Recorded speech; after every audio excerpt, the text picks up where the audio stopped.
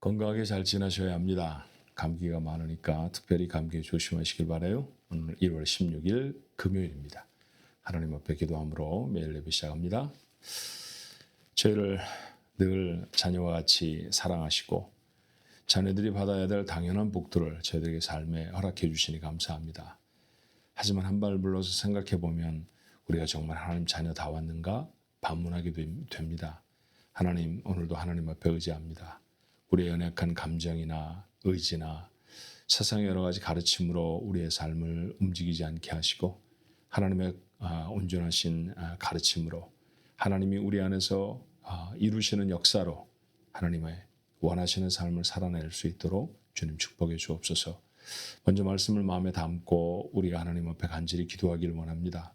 하나님의 말씀이 우리에게 깊은 깨달음이 되게 하시고 그 말씀 중에 단 하나라도 우리의 삶에 받아서 그 말씀을 실천하려고 애를 쓸 때 우리가 하나님이 허락하시는 놀라운 삶의 열매들을 경험할 수 있게 축복하옵소서. 예수님의 이름으로 기도하옵나이다. 아멘. 오늘 부를 찬송 279장입니다. 인내하신 구세주여. 함께 찬송할까요?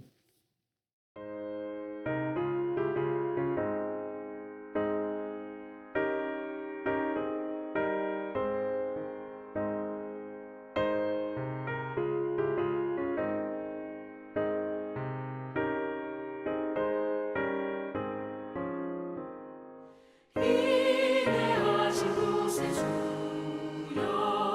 내가 비오니 죄인오라 하실 때에 날 부르소서. 주여 주여 내가 비오니 죄인오라 하실 때에 날 부르소서. 자비하신 보좌 앞에 꿇어 엎드려 자복하고 회개하니 믿음 주소서. 주여 주여 내가 비오니 죄인오라 하실 때에 날 부르소서.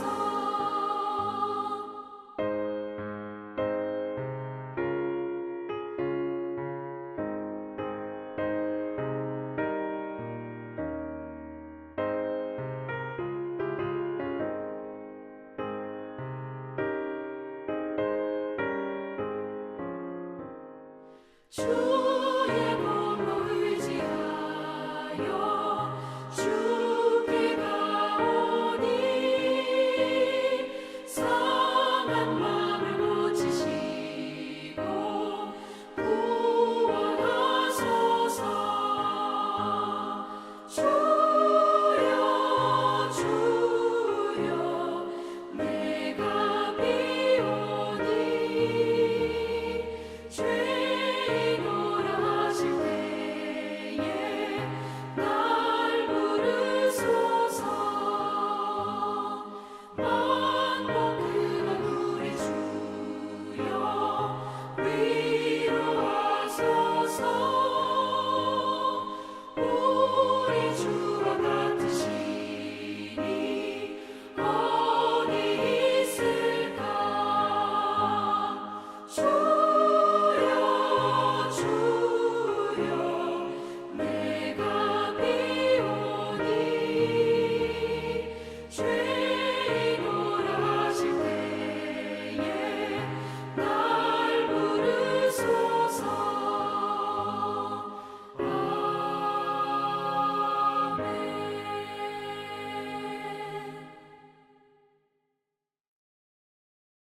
주신 말씀 마태복음 3장으로 왔습니다. 마태복음 3장 1절로 10절의 말씀이에요. 마태복음 3장 1절로 10절의 말씀을 오늘도 우리는 같은 목소리로 읽습니다. 그때 세례 요한이 이르러 유대 광야에서 전파하여 말하되 회개하라 천국이 가까웠느니라 하였으니 그는 선지자 이사야를 통하여 말씀하신 자라. 일러스되 광야에 외치는 자의 소리가 있어 이르되 너희는 주의 길을 준비하라. 그가 오실 길을 곧게 하라 하였느니라. 이 요한은 낙타 털 옷을 입고 허리에 가죽띠를 띠고 음식은 메뚜기와 석청이었더라. 이때 예루살렘과 온 유대와 요단강 사방에서 다 그에게 나와 자기들의 죄를 자복하고 요단강에서 그에게 세례를 받더니 요한이 많은 바리새인들과 사두개인들이 세례 베푸는 대로 오는 것을 보고 이르되 독사의 자식들아 누가 너희를 가르쳐 임박한 진노를 피하라 하더냐. 그러므로 회개에 합당한 열매를 맺고 속으로 아브라함이 우리의 조상이라고 생각하지 말라. 내가 너에게 이르노니 하나님이 능히 이 돌들로도 아브라함의 자손이 되게 하시리라. 이미 도끼가 나무 뿌리에 놓였으니 좋은 열매를 맺지 아니하는 나무마다 찍혀 불에 던지리라. 아멘. 신약 성경은 복음서 그리고 서신서, 예언서 이렇게 크게 세 가지 이 캐테고리로 정할 수 있는, 나눌 수 있는 것은 성경으로 되어 있어요. 그 중에 첫 번째 분류인 복음서, 마태, 마가, 누가, 요한 뒤에 붙어 있는 복음이라고 되어 있잖아요. 그 복음서 네 권을 가리켜 하는 말이고요. 이후에 사도행전부터 시작해서 사도행전은 역사서라고 할 수도 있고 한데 그냥 캐테고리를 서신서에서 붙여서 그렇게 말할 수도 있죠. 이후에 로마에 보내는 편지는 로마서, 갈라디아 교회에 보내는 편지는 갈라디아서, 혹은 요한이 편지를 보냈으면 요한일서, 요한이서, 요한삼서 뭐 그렇게 이름을 붙이고요. 맨 마지막 성경 요한계시록, 이건 앞으로 있어야 될 예언의 말씀이라 예언서 이렇게 따로 분류를 합니다. 뭐 분류라는 게 꼭 뭐 대단한 게 꼭 반드시 필요한 것은 아니지만 그 각각의 좀 특징이 있어서 그 특징들을 주지하면 그 분류 안에 들어있는 성경을 이해하는 데 조금 도움이 될 수가 있죠. 복음서라고 하는 캐테고리 안에 있는 성경들의 성격은 무엇이냐 하면 예수님의 역사성에 대한 진술들이에요. 예수님이 어떻게 세상을 사셨는지, 예수님이 어떻게 가르치셨는지에 대한 이야기들이고, 그 다음에 서신서로 넘어가면 그 말씀들이, 예수님이 가르치신 말씀이 어떻게 우리의 삶에, 교회를 통해서 적용되어져야 되는지 하나님의 말씀을 해석해서 교회에 적용시키는 그 사도들의 편지가 바로 서신서라고 할 수 있고, 그 시대를 살아가는 우리들이 다시 오실 주님을 소망하면서 우리의 삶을 어떻게 갈무리해야 할까를 교훈하는 말씀이 바로 계시록이라고 할 수 있죠. 자, 복음서 중에 첫 번째 책 마태 복음을 보고 있습니다. 마태가 기록해 우리에게 전한 좋은 소식이라고 하는 뜻이죠. 이 복음서 네 권은요, 모두가 다 예수님에 대한 이야기를 하는데 그 예수님에 대한 얘기를 하면서 다 세례 요한의 이야기를 빼놓지 않아요. 대단히 중요한 얘기를 하는 것입니다. 이게 뭐 별 특별한 일도 아닌데 언급을 하나 그러실 수 있지만 사실은 좀 특별한 일이라고 저는 생각이 들어요. 왜냐하면 생각해 보십시오. 예수님에 대한 얘기를 하면 예수님의 탄생에 대한 얘기를 많이 해야 될 것 같지 않아요? 그런데 복음서들이 모두 다 예수님의 탄생을 기록하고 있지는 않습니다. 조금 뜻밖이죠. 마태복음이 기록하고 있고 누가복음이 기록하고 있어요. 마가복음과 요한복음은 예수님의 탄생에 대한 기록이 없습니다. 그러니까 복음서 기자들에게 성령께서 감동하실 때 그들의 특성을 따라 그들이 편지를 보내야 되는 사람들의 정황을 생각해서 어떤 것들은 빼고 어떤 것들은 더하도록 그렇게 사건들을 취사 선택하게 하시는 것이죠. 그런데도 불구하고 마태, 마가, 누가, 요한 이 네 권의 성경에는 모두 다 세례 요한의 사역이 기록되어 있고요. 예수님이 오시기 위해서 세례 요한이 이 세상에 했던 일들을 가장 중요하게 다루고 있습니다. 그만큼 주님이 세상에 공생애를 시작하시는 것에 있어서 시작하는 그 문과 같은 역할을 하는 것이 세례 요한의 사역이다라고 볼 수 있죠. 그는 오늘 3절에 있는 말씀처럼 광야에 외치는 자의 소리가 되어졌고 주의 길을 예비하고 준비해라. 그가 오실 길을 곧게 하라. 이렇게 선포하고 외치는 사람이어야 한다는 겁니다. 해석해 보자면 뭐냐 하면 광야같이 메마른 세상 속에서 주님이 오셨다. 너희를 위한 구원자 메시아가 오셨다라고 선포하는 역할이 바로 세례 요한의 역할이라는 거예요. 자, 오늘 그 세례 요한의 첫 설교를 2절의 말씀에 이렇게 담습니다. 회개하라, 천국이 가까웠느니라. 대단히 무겁고 그리고 의미가 깊은 그런 말씀들이에요. 그 의미를 아침 예배 시간에 모두 다 설명하기는 좀 어렵습니다만, 자, 짧은 말씀이니까 우리가 마음에 담을 수 있죠. 세례 요한의 첫 번째 메시지, 회개하라, 천국이 가까웠느니라. 이게 대단히 중요한 메시지가 되는 까닭은 예수님이 공생애를 시작하시며 하셨던 첫 번째 메시지도 똑같았다라는 거죠. 마태는 불과 한 장 지나서 마태복음 4장 17절에 예수님이 하신 사역을 기록하며 이렇게 기록합니다. 이때부터 예수께서 비로소 전파하여 이르시되, 비로소 전파했다고 하니까 이제 말씀을 시작하셨다는 얘기잖아요. 회개하라, 천국이 가까웠느니라 하시더라. 자, 세례 요한의 기록과 예수님의 세례 요한의 선포와 예수님의 메시지는 전혀 다르지 않아요. 대단히 중요한 메시지죠. 조금 더 생각을 해봐야 할 것 같아요. 자, 천국이 가까웠다. 천국, 하나님의 나라입니다. 그 하나님의 나라는 하나님이 다스리시는 나라죠. 그러니까 그 나라 안에 너희들을 초청한다라고 하는 부르심인데, 하나님이 다스리시는 나라의 백성이 되려고 하면 그럼 어떻게 해야 될까요? 하나님의 나라의 법을 지켜야 되잖아요. 그 죄지면 안 되고 하나님이 원하시는 의롭고 거룩한 삶으로 살아야 합니다. 미국에 살면서는 시민권이라는 걸 갖게 되지 않습니까? 미국 시민이 되는 것인데, 미국 시민이 되는 과정 중에 가장 중요한 것은 미국의 법을 지키겠다라는 거예요. 이 땅에 살아가서 이 땅의 일원이 되려고 하면 이 나라에 가지고 있는 법을 지키는 사람이 되어야 된다라는 것. 그건 뭐 우리가 너무나 잘 알고 있는 자명한 사실이죠. 하나님의 나라의 백성이 되는 것도 똑같습니다. 그래서 우리의 삶에 두 가지 중요한 도전이 있어야 되는데, 그 첫 번째는 뭐냐 하면 하나님의 나라의 삶으로 걸맞지 않은 모습을 버려야 되는 거예요. 저기를 우리는 신앙적인 용어로 회개 그렇게 말합니다. 죄를 내려놓는 것이죠. 죄를 벗어버리는 겁니다. 그러니까 죄를 벗어버리고 하나님의 사람이 되어졌다라고 하는 외적인 예식이 뭐냐 하면 세례입니다. 자, 세례 요한이 그렇게 선포했죠. 회개하라, 천국이 가까웠다. 그 말씀을 듣고 마음에 회개를 하였던 사람들이 요단강 가로 내려와서 했던 일을 세례라고 말하잖아요. 요한이 세례를 많이 주었기 때문에 세례 요한이라는 이름이 붙었고요. 또 더 나아가서 예수님에게도 세례를 베풀었기 때문에 그의 이름은 세례 요한. 또 예수님을 따라다니던 제자 요한과 구별해서 그를 그렇게 부르죠. 그렇지만 이것은 외적인 형태이고, 또 내가 돌아서겠다라고 하는 선언이고 다짐입니다. 그렇다면 두 번째 삶의 결단은 뭐냐 하면 이제부터 다르게 살아야 해요. 이 두 가지가 바로 천국 백성이 되기 위해 꼭 필요한 것이죠. 회개는 후회와는 다릅니다. 후회는 내가 왜 그랬을까라고 마음에 생각하는 것이라고 하면, 회개는 그 일에서 돌이키는 거예요. 다른 일을 하는 것입니다. 자, 8절의 말씀은 보다 더 구체적이죠. 그에게 세례를 받고자 나왔던 사람들이, 회개했던 사람들에게 요한은 다시 한번 더 적나라하게 촉구를 해요. 그러므로 회개에 합당한 열매를 맺으라고 말이죠. 이전에는 너희가 그 모습에 머물러 있으면 독사의 자식들밖에 되지 않는다라고 말합니다.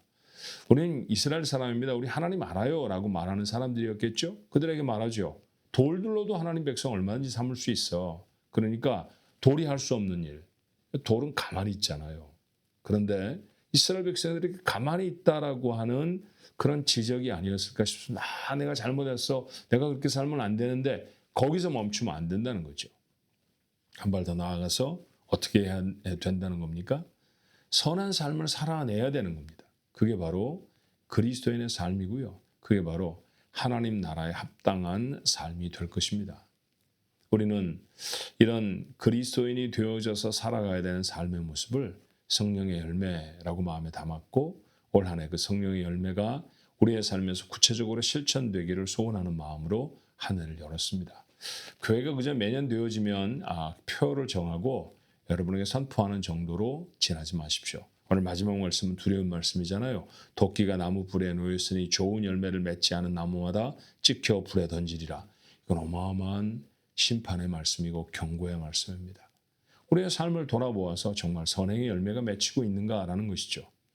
갈라디아 교회에 보낸 편지를 통해서 성령의 열매들을 바울은 이렇게 정리했어요. 사랑이라고. 자, 내가 정말로 누군가를 사랑하고 살아가는가? 사랑받는 것에 대해서는 너무나 좋아하지만 어려움과 상황에도 불구하고 누군가를 사랑하는 사람으로 살아가는가. 희락, 기쁨이라고 얘기했고 1월 한 달 동안 우리가 그 기쁨을 마음에 담자 그러지 않았습니까? 세속적인 것들로 참 기쁘지만 영적인 것들로 기뻐진 지가 얼마인지 아득하다고 하면 우리는 기쁨을 회복해야 할 필요가 있어요. 화평, 평화를 늘 이루어내는 사람입니까? 아니면 내가 가는 곳마다 분쟁이 생기고 어려움이 생기는 그런 삶으로 살아갑니까? 이 사람의 말을 저 사람에게도 옮기고 저 사람의 말을 저 사람에게 비난으로 그래서 사람 사이를 이간하는 일이 있다고 하면 그런 화평을 맺는 사람이라고 할 수가 없겠죠. 자, 이간질을 한다라고 하는 것은 대단히 부끄러운 행동이지만 그래서 나는 절대로 그런 일을 안 한다라고 생각하지만 사실은 이리저리 말을 하면서 누군가를 비난한다고 하면 그 일의 시작을 하고 있다는 것에 다름이 아니잖아요. 오래 참음, 정말 우리가 잘 못하는 것 중에 하나입니다. 자비, 양선, 착한 행동이죠. 내 모든 삶을 다 결산했을 때 저 사람 참 따뜻한 사람이야, 저 사람 정말 착한 사람이야 라고 말할 수 있는 사람인가.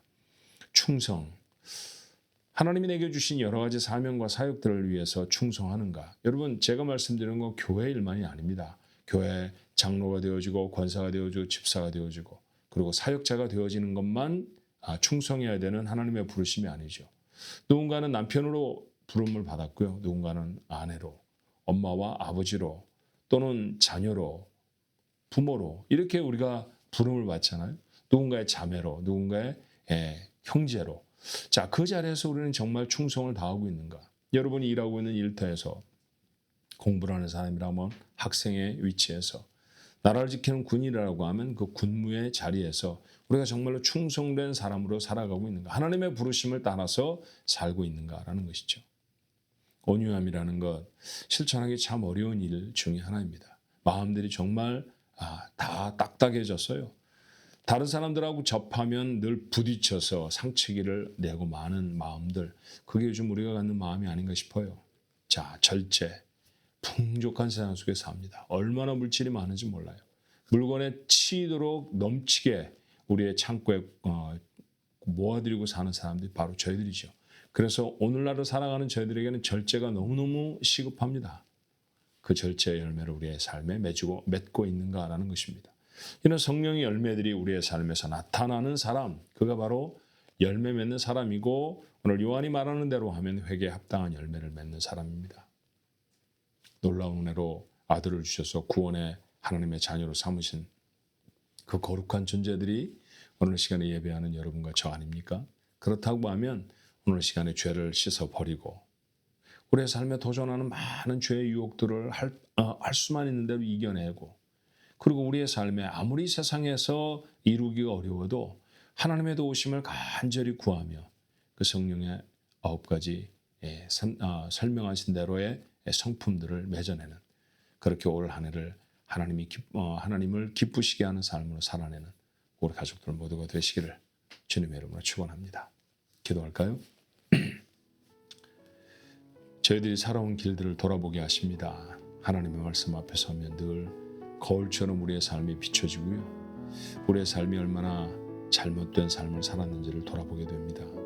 하나님 후회만 하지 않게 하옵소서. 돌아서게 하옵소서. 그 길이 아닙니다. 그러면 그 길을 벗어나게 하시고 새로운 길을 걸어갈 수 있도록 도와주옵소서. 바라보는 자가 목적지에 도착하지 않는다고 했습니다. 그 길에 서는 자, 그 길을 걸어가는 자가 마침내 목적지에 도착할 것입니다. 크리스천의 삶을 바라만 보는 자가 되지 않게 하시고 그 일을, 그 삶을 우리의 삶을 통해 살아내는 자 되어지게 하여 주옵소서. 올 한 해 성령의 열매가 우리 교회 사랑하는 성도들의 모두의 삶에 풍성히 맺혀서 하나님의 기쁨이 되게 하시고 한 발짝 더 주께서 원하시는 그리스도인의 모습으로 바뀌어지는 저희 모두가 되게 하옵소서. 오늘 한 날도 주 앞에 맡기옵고 예수님의 이름으로 기도하옵나이다. 아멘.